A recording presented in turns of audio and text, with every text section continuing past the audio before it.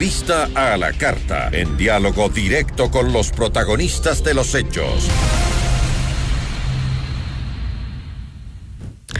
Nos acompaña a esta hora Daniel Simancas. Él es decano de la Facultad de Salud de la UTE y también epidemiólogo. ¿Cómo está, doctor? Muy buenas tardes. Hola, muy buenas tardes. Mucho gusto de estar aquí. Y gracias por la invitación. No, gracias a usted por acompañarnos, doctor. Justamente escuchábamos cómo ya países se van sumando a esta decisión de eliminar la obligatoriedad de usar mascarillas, incluso en lugares abiertos y en lugares cerrados también. ¿Cuál es la situación del Ecuador en este momento?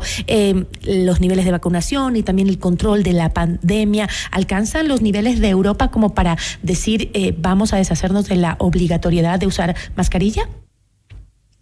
Bueno, tenemos diferencias en los sistemas europeos, estadounidenses también. Ellos tienen mucha mayor capacidad para soportar brotes que se produzcan en los países. Estamos con buenos indicadores. La positividad, que es un indicador fuerte, esta positividad es cuántas pruebas. Si voy a un laboratorio de la esquina y le pregunto a la persona cuántos positivos tienes, él me dice de cada 100 que se hacen la prueba, menos de 5 personas están positivas. Eso es la realidad que tenemos ahora. Cuando analizamos otro de los indicadores potentes, que es el exceso de muertos por encima de lo esperado o de los promedios históricos, no tenemos muertes en exceso. Es la segunda semana que el Ecuador reporta 0 muertes de COVID. Estamos con buenos indicadores, pero eso no quiere decir que estamos en el fin de la pandemia. A pesar de que otros países han tomado estas decisiones, debemos ser cautos. Quizá una de las primeras medidas sería retirar la obligatoriedad de la mascarilla en espacios públicos, luego pasar a los espacios cerrados, pero siempre manteniendo el respeto y la educación sanitaria, que es lo que nos deja esta pandemia y que debemos aprender.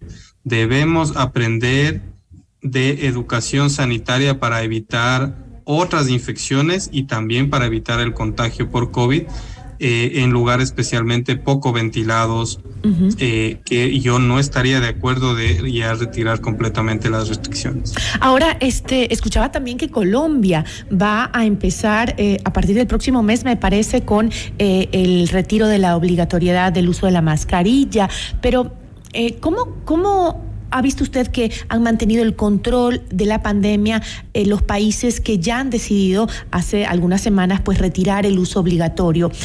¿Tienen todavía un cierto control de la pandemia, ciertas restricciones por otro lado?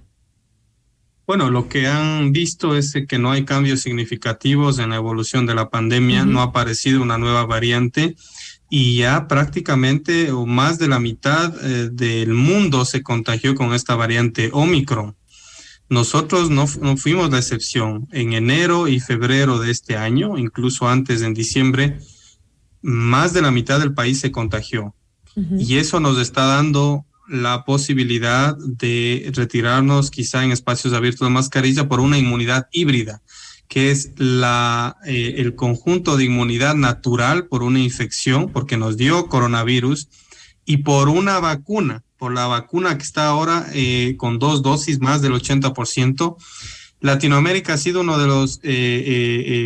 de las regiones más golpeadas por el COVID, con más muertos, con más contagios. No tuvimos la capacidad de diagnóstico suficiente para medir la magnitud de esto, ni clasificar a todos los muertos. El ministerio ha clasificado a 35,000 muertos de los 85,000 que posiblemente existen de acuerdo al registro civil. Entonces, realmente los países vacunaron de una manera excelente, los casos de Argentina, Brasil, el mismo Uruguay, Ecuador, por supuesto, y entonces es momento de empezar a pensar en retirar algunas restricciones, pero con prudencia, cautela y sin discriminar a aquellos que la usen, que deberían seguir usando, enfermos crónicos, personas con problemas de inmunidad, personas que van a un hospital, se debería normalizar el uso de la mascarilla cuando uno está enfermo. En lugares de riesgo, digamos, cuando hay algún tipo de riesgo. Ahora, el gobierno está muy optimista por su parte, sobre todo luego del feriado de carnaval en el que no hubo un aumento de indicadores epidemiológicos. La ministra dio luces de que estaría más cerca la posibilidad de quitarnos la mascarilla. Ahora, usted dice que no hay que quitar todas las restricciones. Hablamos de que tal vez solo la mascarilla nos quitemos en lugares públicos, o tal vez usted acaba de decir en hospitales o lugares de riesgo o personas de riesgo, que ya es una decisión personal, creo yo, ¿no? Es decir, si tú sabes que tienes un riesgo o una predisposición tal vez a este tipo de enfermedades, pues tendrás que mantener, pero es tu decisión personal. ¿Llegaremos pronto entonces a que también se la quite la mascarilla, no solo en lugares abiertos, sino también en sitios cerrados? Por supuesto, ya dependerá de la situación epidemiológica. No hay alguien que pueda pronosticar lo que puede pasar. En estos momentos hay brotes, China, ¿no?, inclusive de otras variantes. Hay impacto en unos países, por ejemplo, los países asiáticos están con bloqueos permanentes. Es decir, probablemente ya pasamos lo peor de esta pandemia, pero la pandemia no ha llegado a su fin. Estados Unidos ha declarado quizá el cambio, la transición entre una vigilancia activa y comunitaria a una vigilancia centinela. Es un cambio de una pandemia a una endemia.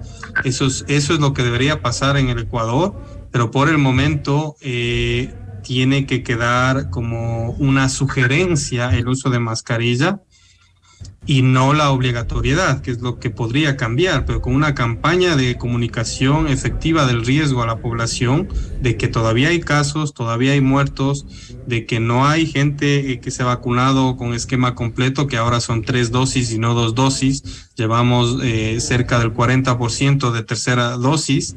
Eso es lamentable. Debemos hacer una campaña para mejorar estos indicadores y quizá pasar a un control a través de vacunación, a través de control de brotes, que es lo que se espera para finales de año. Probablemente tengamos un verano satisfactorio, un verano bueno, ojalá que así sea, pero luego viene el invierno y vienen las enfermedades respiratorias y con ellas pues un posible aumento de casos. Ahora, entiendo que varias ciudades como Shanghái, también Pekín, están muy preocupados. En Shanghái sé que hay confinamiento incluso por un rebrote de COVID-19. En Pekín hay como una alerta y la gente está como loca comprando insumos para protegerse una vez más de la pandemia. ¿Esto qué quiere decir? ¿Que es cíclico? Porque vemos que países orientales, pues donde inició, digamos, el brote mayor, donde empezó esta pandemia, hoy vuelven a confinarse o vuelven a registrar altos índices de contagios. ¿Eso quiere decir que esto puede volver, que es que es cíclico? No necesariamente, a nosotros ya nos ha vuelto. Ellos no han enfrentado varias olas en el caso de los países asiáticos porque tienen un control estricto de la pandemia. Si revisamos las estadísticas, pues ellos registraban hace 2 semanas 8 muertos. Cuando nosotros en el peor de la pandemia registramos 1.500 muertos al día. Entonces, las diferencias son abismales, pero también las diferencias van en contra de la política de ellos de restricción. Es decir, ellos fueron los que mejor manejaron la pandemia, reactivaron rápidamente su economía, fueron los que más ganaron en cuanto a insumos y esto, pero realmente en la parte microbiológica, su población es muy vulnerable. No tienen ni una infección. Nosotros probablemente estemos pasando la 2ª o 3ª infección, vacunados, no vacunados.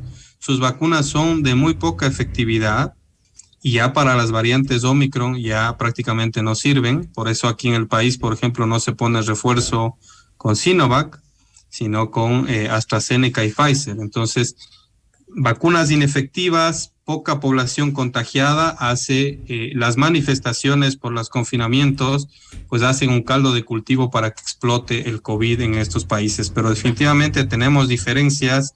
Nosotros esperamos que nos vaya mejor, pero ¿por qué nos va mejor? Es que hay que analizar. Nos va mejor porque dejamos que la población se contagie y dejamos morir a cerca de 80,000 personas. Ahora, ¿qué hay de estas infecciones que empiezan a brotar, como la gripe aviar H3N8, ¿tienen alguna relación con lo que hemos vivido en la pandemia? ¿No tienen nada que ver? ¿Esto también nos va a afectar? Es posible que nos afecte, esperemos que no se transforme en una pandemia. Lo que puede suceder es que haya brotes, y hay brotes de influenza. La influenza viene todos los años, se hace una actualización de las vacunas y nos vacunamos contra la cepa que está circulando.